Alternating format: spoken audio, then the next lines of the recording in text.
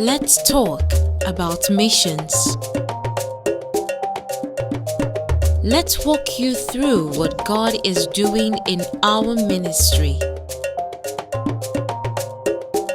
Journey with us to the mission fields.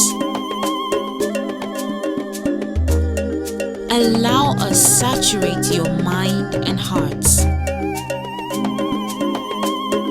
Get up and close with our close to 2,000 missionaries serving in over 1,600 mission fields in 19 countries across the world.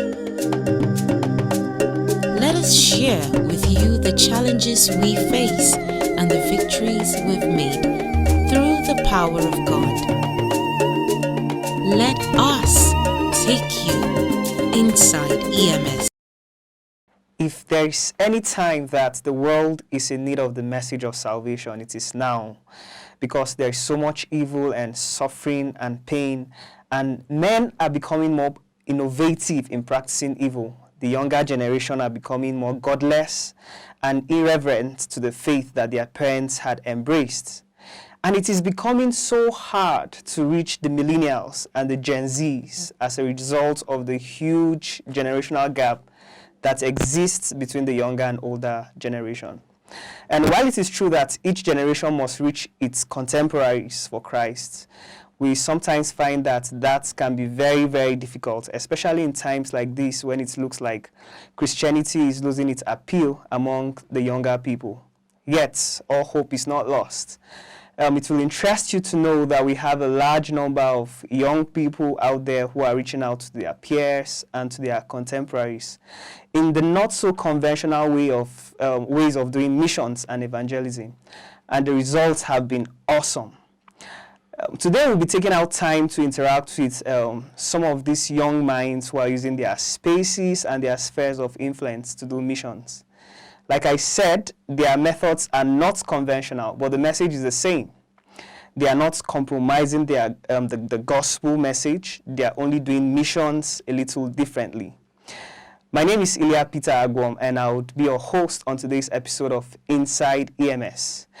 When we return from this short break, I will be introducing you to one of our young missionaries. Just stay glued to your screen.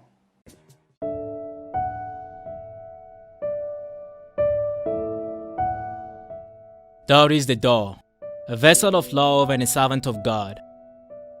Door is the door, open for all with a mission of winning souls. Doris, physically challenged but spiritually fit, made of feeble bones, walk with her hands and knees. A billion reasons and more she have to say no. No to picking God's call and yes to making God her fall. But the Great Commission is an instruction and not a suggestion. So Doris opened her doors, her bowels of compassion, letting the rivers within her flow to desert lands, and letting the light in her shine forth, disarming the dark. She is physically crippled, yes, but her works of faith so high on an angel's wings. The cloud of witnesses testified of her zeal and commitment to godly things. She said no to being an impostor believer, and so she partnered with EMS of ECWA. One mission: going into all the world and proclaiming the gospel to the whole creation. Door is the door, a vessel of love open for all. No excuses, no fear, no shame, just a true soldier on her duty post. And never let her condition dismay or discourage her. She understood God's kingdom. She had a special part. So out of her deep poverty, she gave for God's work, forsaking her wants and comfort to empower laborers harvesting souls, not holding the bread of life, but sharing it all to all who are hungry. Like a scientist that just discovered the cure to cancer, she joyfully shared it with every sense of urgency, because the clock is ticking, and it's ticking. For the good news will not be good if it doesn't go to the people that need it on time. So with arms open wide, reaching out to the lost, heart open wide, welcoming them home. For heaven rejoices when a soul is won.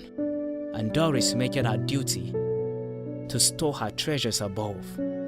So surely the church will fossilize if we don't evangelize.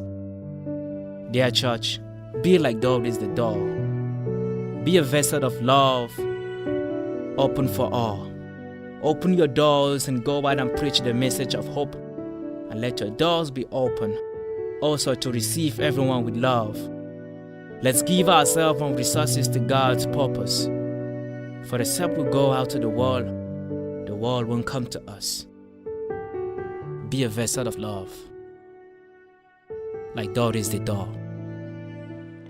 All right, welcome back. I promised you before we went on that short break that when we return, we would be meeting one of our young and very vibrant missionaries. And, well, she is here with us in the studio, and her name is Miss Blessing Bonat Swanta. Right, I got the name right? Yes, you did. You're very much welcome. Thank you very much. Yes, she's so many things. I cannot begin to describe her. Probably when she begins to talk, you'll get to find out more about her. But one thing I know she does is that she's a very passionate teacher, and also the founder of the Community Outreach for Educational Change, COEC. Yes. Yeah. All right. Nice to meet you, and good to have you on the studio today. In the studio today. Nice to meet you too. Yeah. I'm happy to be here. Thank you for having me. Yeah. So, would you like to tell us about what you do? Okay, that's a very broad question, but Yes. I'll try to give an answer that will suffice. My name is Swanta, just like you've said. Yeah. I like being called Teacher Swanta. Okay. And for me, that is my identity. Teaching is what I do. And I use teaching as a tool to inspire community development. It's why my nonprofit is called Community Outreach for Educational Change, because the focus is on communities. Okay. So I teach, and then I lead a group of young people to, champion educational interventions in various communities. We partner with schools, and then we run these interventions to see that we take quality education to children in rural and disadvantaged communities. Oh. That is our focus. Oh, wow. Yes. So can you tell us specifically some of the locations where you have worked? Okay. So far, we've been in Southern Kaduna. Okay. We've been in some public schools there, some private schools there. Then we've been to Kebbi State, Peaceable. Okay. Then we are currently working with EMS of ECWA.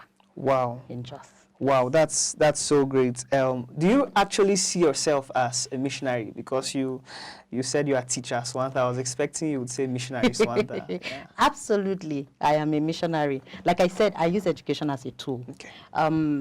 For me, education is the dragnet that we use.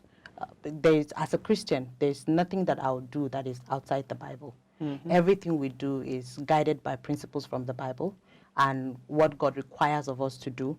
The Great Commission, and then to also share and give glory to Him in everything that we do. So our lives automatically are a summary of what God desires. So I use teaching as my dragnet to reach out to people. When they come, then we tell them about God. So I am a missionary. Well, so was there any point in your life where you felt you heard God call you into doing what you are doing, or it's just your passion that pushed you into doing this? Oh, there was a time.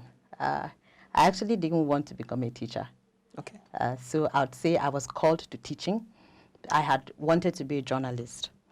Oh, wow. I know. I had wanted to be a journalist, and then I kept seeking admission in ABU. It didn't come. And then we heard that there was going to be an English department at the ECWA Theological Seminary in Kagoro. So I was like, oh, well, if I study English language would still allow me to do journalism. So we went. But it didn't start, so I found myself in the education department. Wow. And you won't believe it. After a semester, I packed my load and I went back home. And I said, no, teaching is not for me. But while I was at home for a whole year, I asked myself why I actually wanted to become a journalist. And I saw that the focus for me then was to touch lives through journalism. So I said, but teaching will actually give me a better platform to touch lives more than I think journalism would, because I would get to be more active and present in the development of Yeah, children and see them grow. So that was the point for me, where it was clear that this is the path for me. And so I went back to school, and now that's the best decision I've ever made. Wow. I am a teacher. So for how many years have you been doing this now? I think 13 or more. 13. 13 years. If you take 13 out of your age, you'll be, well, you Let's tell me, see. you tell Off the mic. All right, so what has been your best part of doing this? The experiences you'd always look back to and just feel that you're actually doing this and you're fulfilled with what you're doing. When you interact with children, especially those that on a good day would not have access to the quality of the education that you take to them, and you see how their lives transform, for me, that's the best. Because, like I said, our focus is rural communities.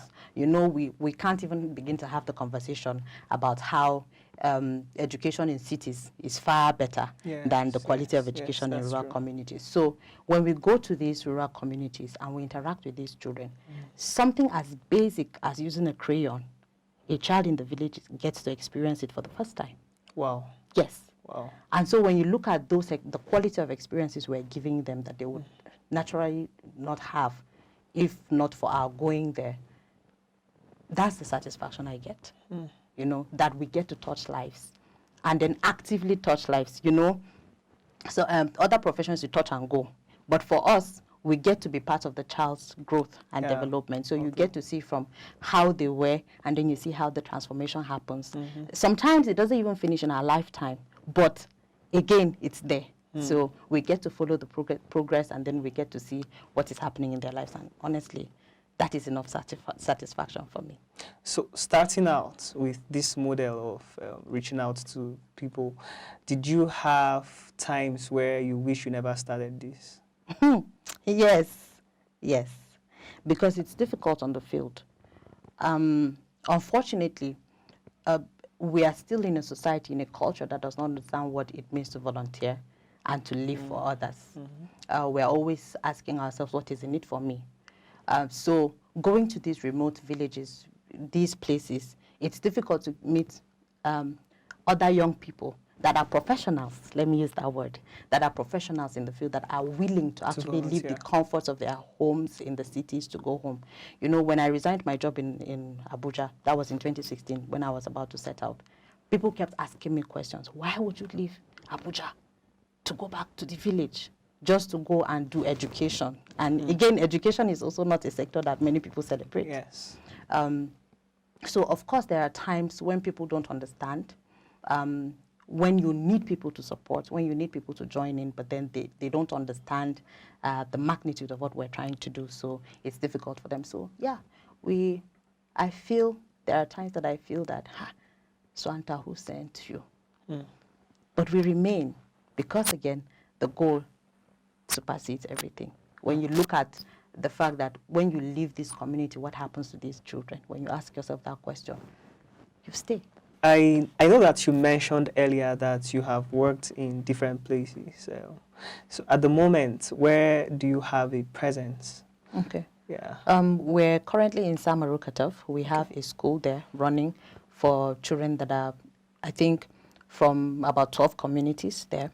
And then I am also currently in EMS Children's School, Jos, as the principal. Okay. So how do you get to manage well, to run the two? I have a very vibrant team in Samaru, so they are, and then I supervise, of course, but they are doing okay. They are young people? They are very young. So do you pay them? Of course. Oh. Allowances. I don't call it salary yet, because we can't afford to pay them what they deserve. So we try as much as we can to just give them some allowances to keep them. So I can tell that most of what you're doing is out of passion and because you've sensed God's call upon your life. Yes. So you are not after the perks. No. By the way, teacher's reward is in heaven. No, it's here too. Oh, it's here too? Yes. Okay, yeah, but in our days, many young people are doing stuff for money. whatever they do is because of what they would get out of it. What would you say is responsible for this kind of mindset amongst our young people today? Okay, I think it's a matter of social conditioning. This is why I think so. Because of the way Nigeria is happening to us, we are always in survival mode. So everybody is trying to look for how to be better, get better, survive better.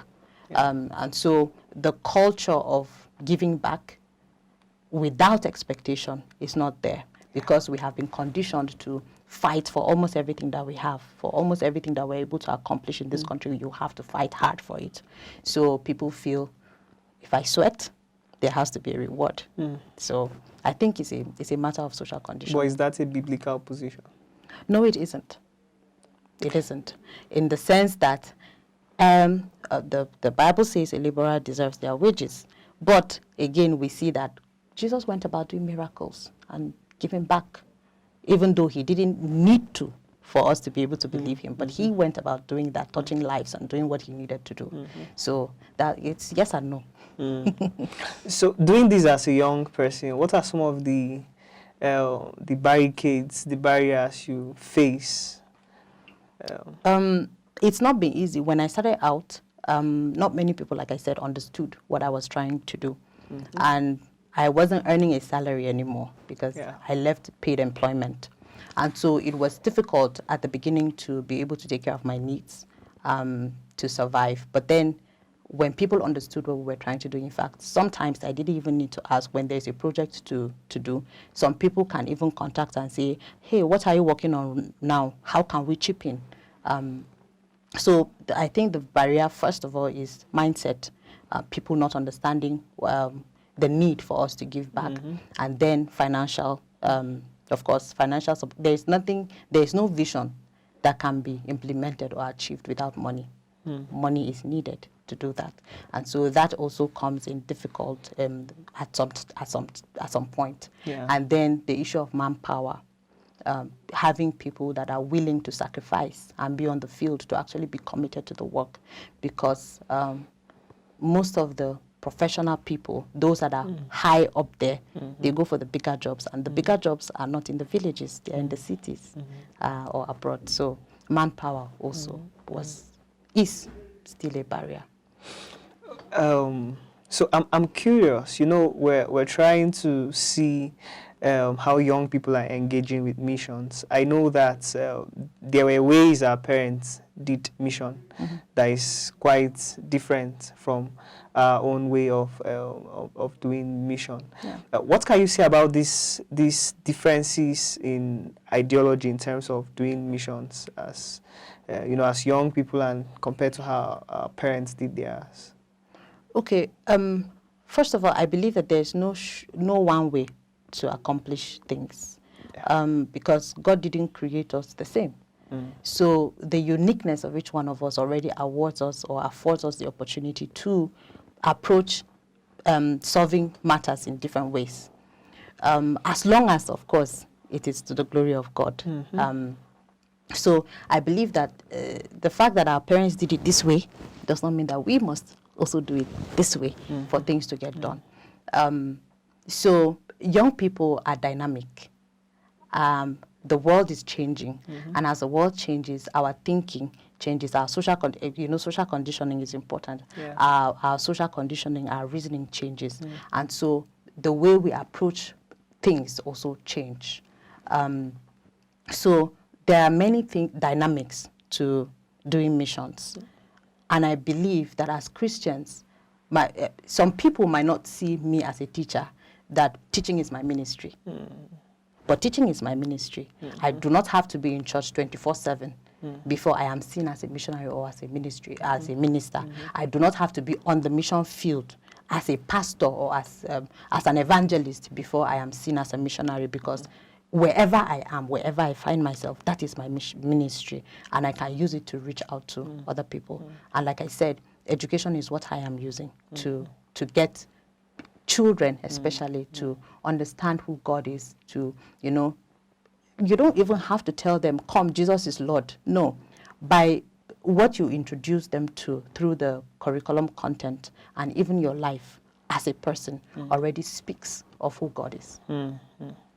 Well, if you're just joining us, this is Inside EMS, and we're here in the studio with our guest, Miss Swanta Blessing Bonat, who is the founder of Community Outreach for Educational Change. Yes, and she has been sharing with us her experiences as a teacher and also as a missionary, even though she prefers to be called a teacher and not a missionary. But she's doing missions, and education has been her tool of engaging. So you were in the last saturation campaign that EMS of ECWA held.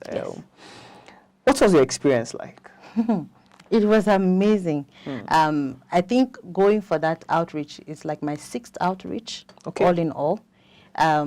But going to that side of town, that was my first. I had never been to the Southwest for an outreach before. All my outreaches have been in the North. So it was really, really eye-opening. It was inspiring to see so many people believing in one thing and coming together to see what they can do about that thing. It was really, really amazing to see these many people leave their homes, wherever they came from, just to gather and go out to talk to other people about God.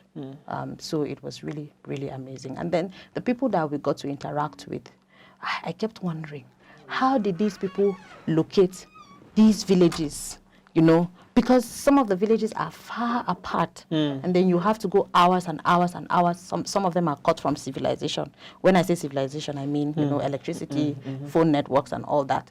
How did these people discover these places to go and settle? You know, it was intriguing, and the interactions were really amazing. People were receptive. They were welcoming. They listened to us. You know, there was the medical outreach. There was a Jesus film. And then there was the one-on-one interaction, and also everything, I think, went well to the glory of God. You know, one of the things we've been trying to do here is to see how we can begin to, should I use the word, co-opt young people to begin to see that they are useful in the mission fields. And if you remember, we had some members of the Youth Fellowship join us. We had students from the ECWA Students Ministry join us. Do you what do you think that will mean for missions in the next few years? We are instrumental in missions. You know why? Because we are young.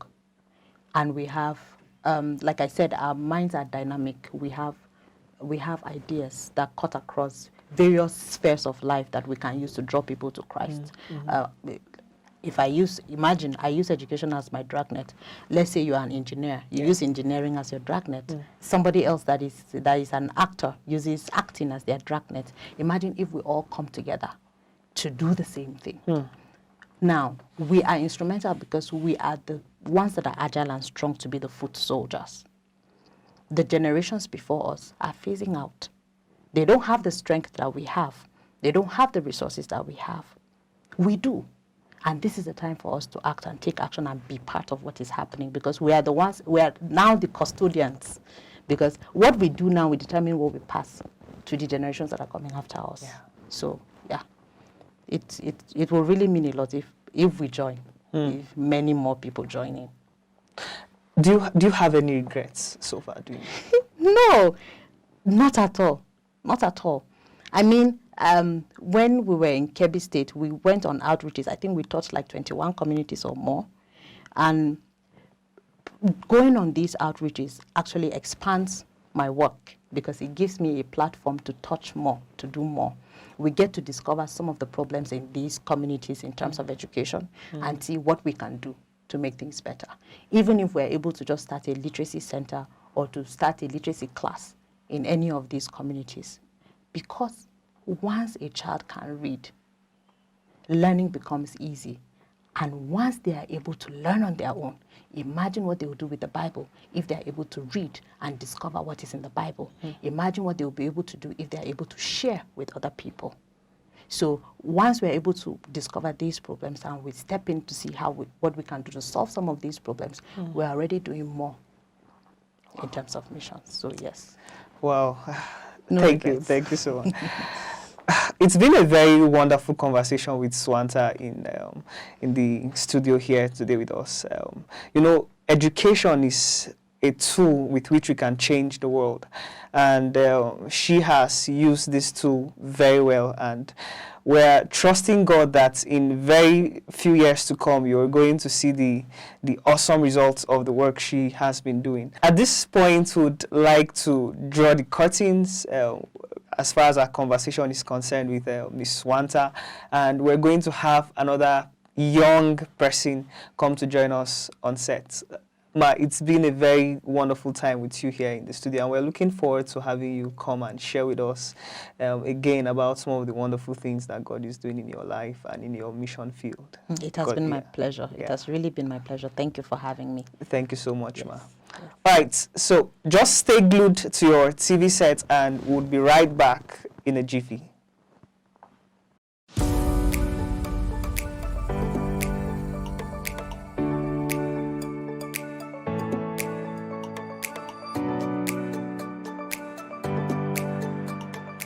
When I joined EMS in 2001, one of the intriguing things I realized is that we have the biggest platform to preaching the gospel.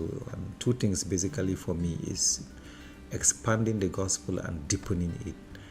And with the numbers we have the singular privilege to push EMS far and wide because we have the network of people, and we have people who are evangelical in their perspective, in their upbringing, and even in liturgy.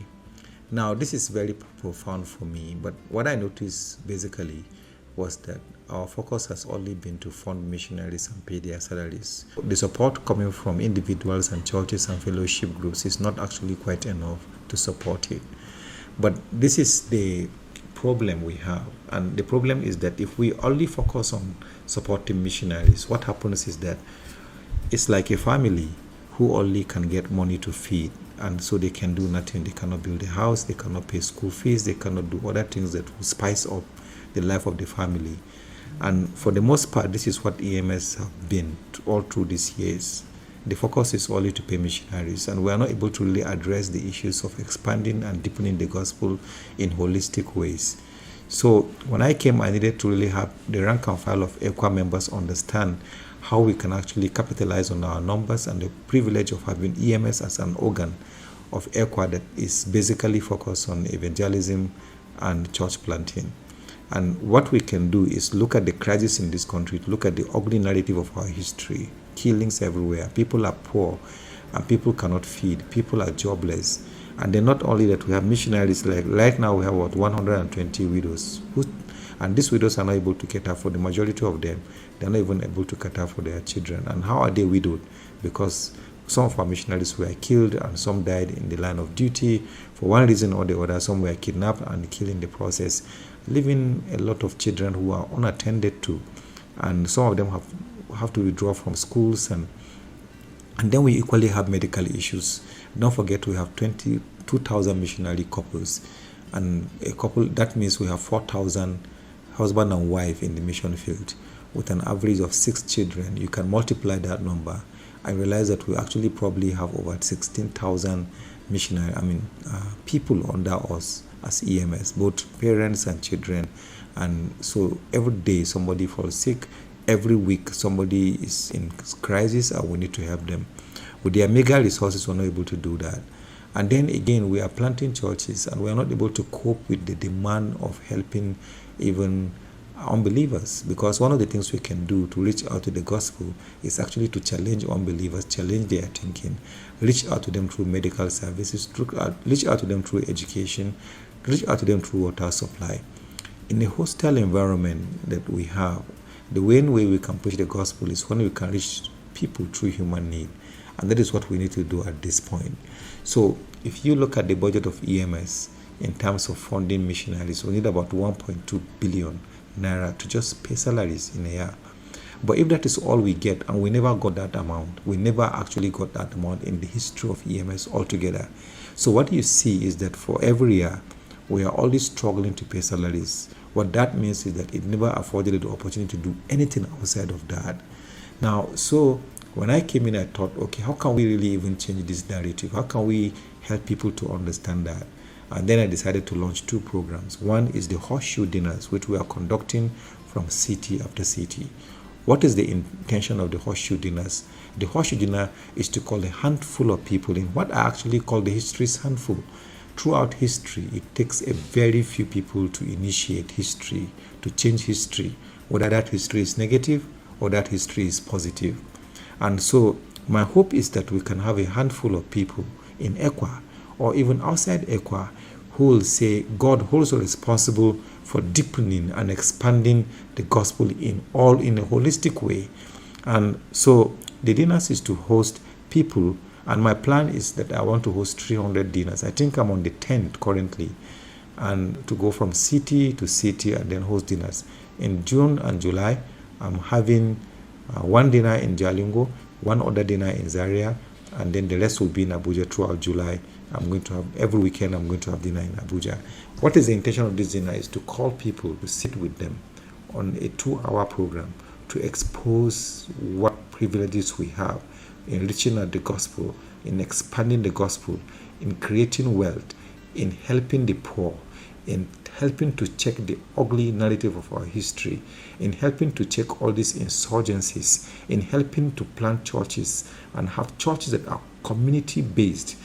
What do I mean by community-based churches? Community-based churches are churches that will be planted, but then those churches are able to transform the entire sphere of the they're able to address cultural issues, they're able to address education, they're able to address portable water supply and safe water supply.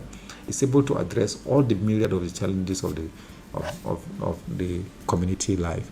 This is the kind of gospel we should take in this 21st century, following the challenges we have, or even taking the gospel abroad to different places. So the horseshoe dinners is supposed to bring people who will not only participate, people who will constantly pray, and people who will hugely invest to making Christ known in all nations. The second part of the dinners is also the breakfast. And the breakfast is only to bring people of influence who will influence the gospel in their own capacity. And how do we mean? It could be a church pastor who can give us their congregation to come and share. People to see the gospel in a broader light than we used to see it. That is what the breakfast and the dinners are all about. The breakfast is held only in my office here in Jos, but the dinners are held in different cities. So I want to invite you to be part of the breakfast or the dinner. You just need to sign up. If you are signing up for breakfast, it means wherever you are, you have to travel to Jos to come here. But I can guarantee you that I can pay your transport if you are not able to pay it. As long as you are a leader of influence, please mark that word. You have to be somebody of influence, not necessarily somebody who will give us money, but somebody who can help us expand and expose this information to people. We are willing to have you come to Jos and attend this breakfast with us. But the dinner, you could be in a certain city or a location. Please indicate interest if you want to be part of this dinner and we can sign you up. You can equally help me organize this dinner wherever you are, and call people of influence and call people who you think are influential, that they will listen and understand why we need to do this. There is an urgency for us because the doors to the gospel are closing every single day, and there is no better time to preach the gospel than now.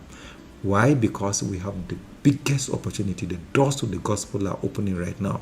Many unbelievers are coming to Christ. Even Boko Haram people are coming to Christ. Fulani are coming to Christ. Muslims are coming to Christ by the numbers, and we cannot afford to relax at this hour.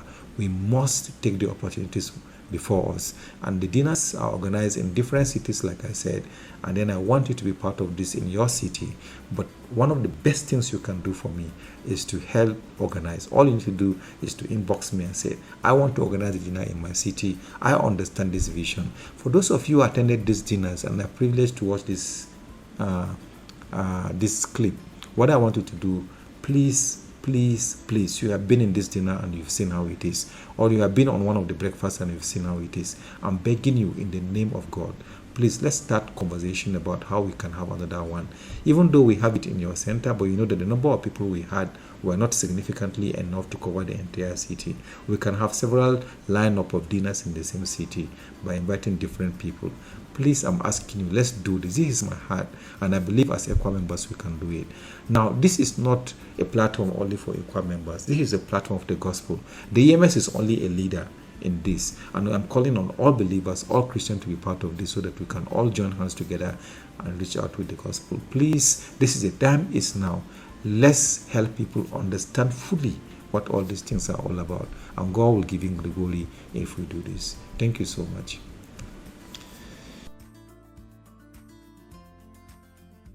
Welcome back. Before we went on that break, we were talking with Ms. Swanta Blessing Bonat, who is the founder of the Community Outreach for Educational Change. And she was sharing with us about what God is using her to do in the area of education, using education as a tool for missions. And I told you that when we are back, we'll be having another guest in the studio. And yes, she's here, the beautiful Glory Williams. Glory, it's good to have you on set this evening with us. Thank you. Yeah, so Glory, I learned that you are a missionary. Yes. Yeah. Okay. So tell us, you're a student of JETS, the Jos Evangelical Theological Seminary. Why JETS? I decided to go to JETS because for me it's in a strategic place, it's in Jos. Okay. And the school is a well-renowned seminary, you get, Okay, yeah. yes. So I just felt more convinced that that is where I should go. Not that other seminaries are not, you get, Okay. yes, but, well, I just felt that was the place for me. Okay, so you got to a point where you needed to choose which seminary to go to. No, from the beginning, for me, it was just JETS. Okay. Yes. Okay. So why I'm asking that is I really want to know that you were called to go into the seminary and probably not you calling God. Okay. Well, I was, but I wouldn't say, the angel appearing kind of call or Yeah. descending stuff, like it was not like that. For me, it was a conviction. Okay. Yeah, it was a conviction. It was really a struggle because, well, I was this pray for missions, support missions with your money, but I never really thought that I would be into mission work, but, well, it just happened. And Okay, so from what you're saying, you're studying missions. yes. Okay, yeah. Before we got on set, I remember we were having a conversation, and you told me that you had studied, is it lab? Yeah, medical lab. Okay. Yes, at VOM. Yeah, I Okay. did. Yeah. So I did you studied. complete your studies? I didn't go for my degree. Well, that was that was actually the a place where I was in between choosing to go for missions or continue with my medical lab. I really wanted to do medical lab, but it was, as I said earlier, it was a struggle for me because I felt like God needed or wanted me to do this, but I wanted to do something else. And the more I kept pushing to continue my medical lab, the more I was frustrated. And then, the way that when God wants you to do something and you don't want to do it, it's like He just takes away your peace. So I just came to the point of frustration. I would have said like Jonah, but it was not. Well, I was frustrated to the point that, well, I just had to accept it that. Yeah. And anyways, it's also a plus for the mission work that I was able to study medical lab. So Okay, so you can practice a little bit of medical lab. yeah, that's social ministry. Oh, okay. Yeah. Okay. I'm concerned because a lot of our viewers out there may begin to wonder that for them to do missions, they must come to the seminary. Is that what you're implying? Okay. That's not basically what I'm saying. First of all, the Great Commission has been given to the church, and that is to go out and evangelize, basically. And then there are people that are missionaries or evangelists by profession. So for me, that's the profession. So I had to, you cannot just become a doctor without going through the medical. You get. So basically, it's just that you can do missions, but how am I going to put it? You need training. Okay.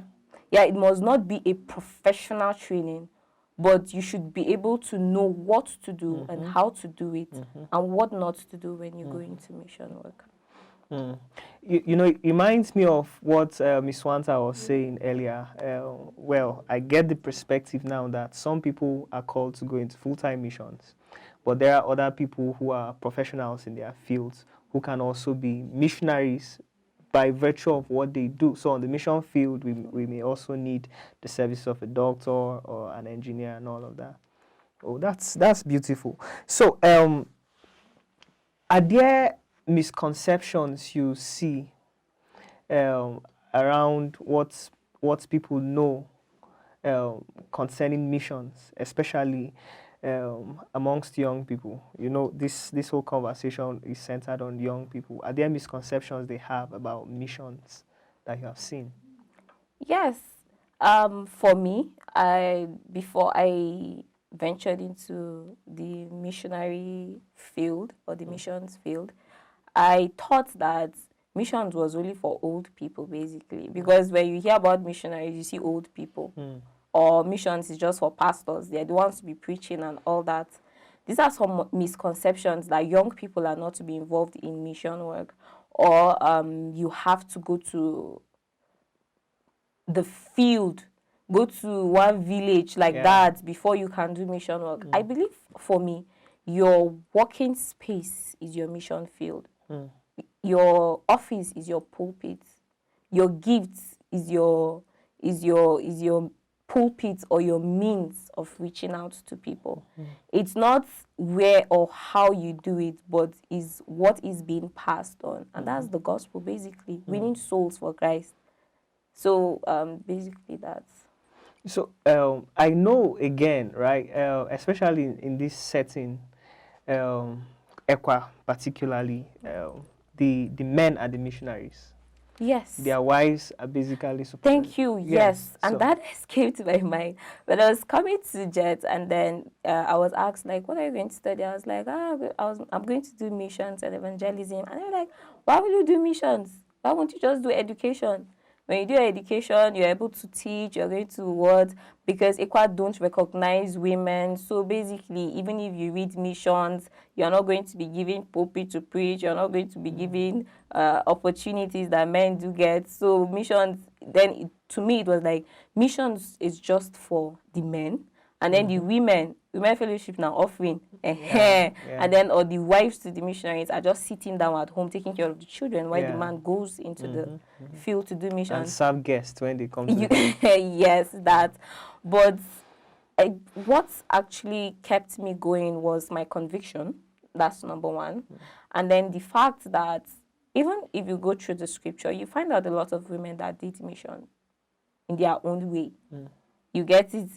Mary, the one who went and spread the news about the resurrection of Jesus, she did her mission. The woman at the well, she did. That was missions. So it's not about the gender. God uses someone that said he can raise stones to worship him, and who won't he use if he wants to?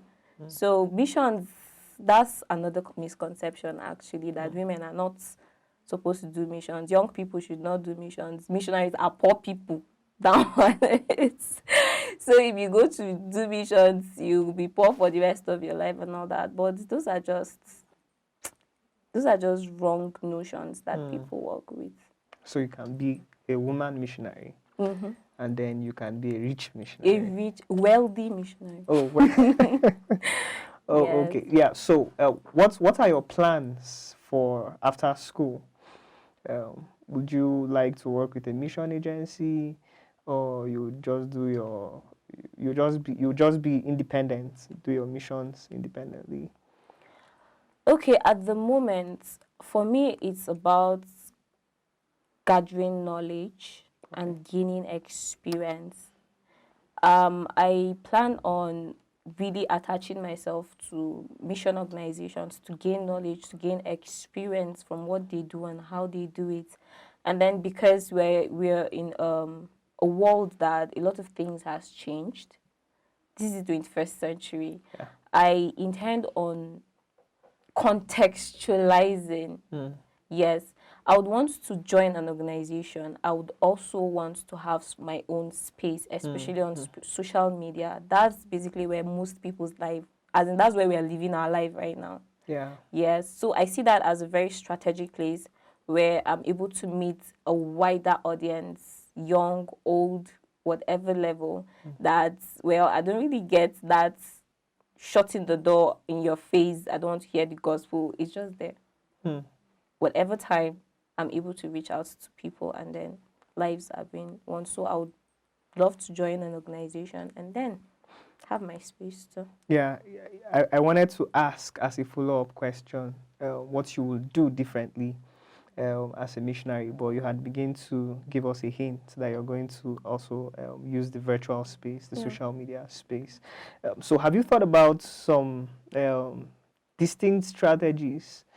What exactly would you be doing on the social media space? Would you just post scriptures, for instance, or yeah, what exactly do you have that mapped out already? I would love to create content that, say, short clips, videos, or short stories. Okay. Yes, things that actually draw people's attention. Because there are some people that basically just in the scripture, you've just shot an opportunity of reaching out to that person. Yes, so I feel that getting to create content that people can connect with, you get something that is real, about real life issues that people are struggling with, either through creating content of short clips, like I said, videos or short stories, and then all those quotes that those are they are also helpful to reach out to people with the gospel, not necessarily just dropping the scripture part and then yeah. By the way, Glory is a writer. She didn't ask me to tell you, but she's a writer. And if you go to Facebook, you can find her, Glory Williams Lisha. Did I get the name correctly? Yeah, so she has some very beautiful stories out there for you, and I'm sure it will impact you. Glory, you were at the just concluded EMS of ECWA saturation campaign. Why did you go there? Okay, I went there because I saw that as an opportunity to experience the mission work. Okay. Yeah. And did you experience anything? Yes, I did. Okay, would you want to share with us some of your experiences? Yes, I would love to. First of all, I hate traveling. And then when I heard that we have to travel like for 10 hours, God, it was something, but well, I was curious. I really wanted to experience this mission work, and then I met some amazing people in the car. So the journey was, well, where we're going, it was like we spent 20 hours on the road. It was very long. So instead of 10, you spent 20? No, in my mind, it was like 20 hours.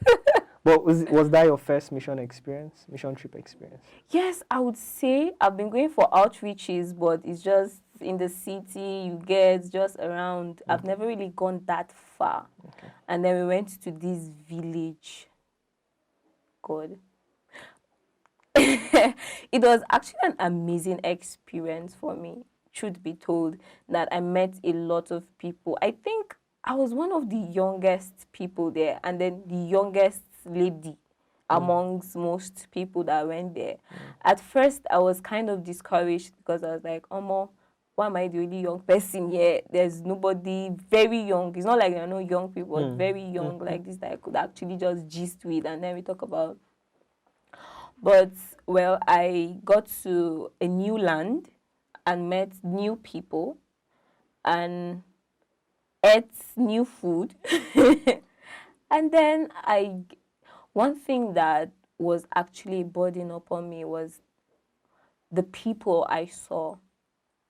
I never really thought that, these Igbo movies that you watch, Nigerian films that you see one village, I never thought that that was actually reality until I went to that place. Like, the village was in this thick bush at the forest. Yeah. So, and then I got to see the kind of water these people were using. On a very serious note, that made me to actually appreciate God for my life. And I was like, and I won't have the guts to complain about a lot of things going wrong in my life. And these people are here with this dirty water. They hardly, in fact, they were having reaction on their skin because of the bad water, of course. And then some of them could not speak English. There was no school in the village. So I was like, oh my God, it actually broke my heart.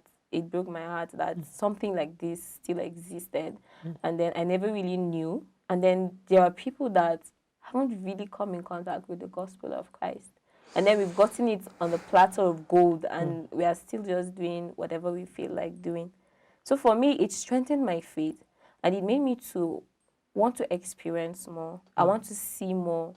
I want to meet more people. I want to help people. I want to be a medium through which other people will get to know and help these people too. So I actually, if I'll do that over again. Glory, from all you've said, I feel there's more to the experiences you had on the field than what you just told us. I learned, a bird whispered to me when we went for the saturation campaign that you had to play a role you didn't plan for when we got to the field. Yeah. So would you want to tell us that story? Yeah, I would want to. So when we went to the place where we dropped, and then we were supposed to go to a different districts or stations actually that we were going to work. The next day, they were supposed to have this medical team because it was more like a social ministry that were able to meet the social needs of people and all that. So there was a medical team for that. And then most of the people that were supposed to work under the medical team were not available. And we just had one doctor there. And then it was, well, I had to step in. I had to step in and then help him work. We covered, say, okay, there were only 5 stations. And then we were 4. So we were supposed to cover those 5 stations to be able to minister to people through drugs and tests and all that. And then since we were just 4, it was like, okay, the 2 of you will take this, the 2 of you will take this. We ended up rounding that place, like we visited 3 to 4 stations. We were walking like it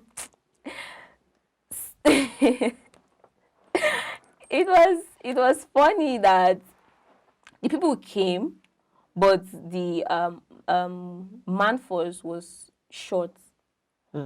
So we're not able to reach out to as many. In fact, we went the first day, the people came, they were much. We said, okay, the next day we came, we still couldn't cover the whole people that came for that. Some had to go home without being treated because we had to go to another place again. So it was actually challenging. If there were more medical, health workers there, it would have been very easy and many people would have been treated for whatever was wrong with them. And then talking about the places we landed. In fact, one of the nights we went to one of our stations, and then it was like this little setting amidst the forest. I should say a forest or bush or whatever it was. They were just like this in the midst of the place, and then we had to sleep outside. Yes, I slept on the mat. I was sleeping and then opening my eyes in the midst of the night, like, okay, before one wild animal would just jump. But it was it was exciting. I was happy that I was able to reach out to people, and then I was able to put in my own quota. It was amazing. I wish we would just continue this conversation, but time is not on our side. We've been talking with Glory, and she is a passionate missionary, I can tell. And she has shared with us her experience on the mission field. One of the refrains we keep getting from the conversation we had with Swanta and also Glory is the fact that there are lots of young people who are left out in missions, and that's sad. If the work of God must continue, then we need more young people in the field. Like one of the stanzas of one of the hymns would say, "Let none hear you idly saying that there is nothing I can do, while the souls of men are dying and the Master calls for you." The Master is calling for you. Your giftings, your talents, your abilities, your field of study is very, very important, and it is very useful in the hands of God.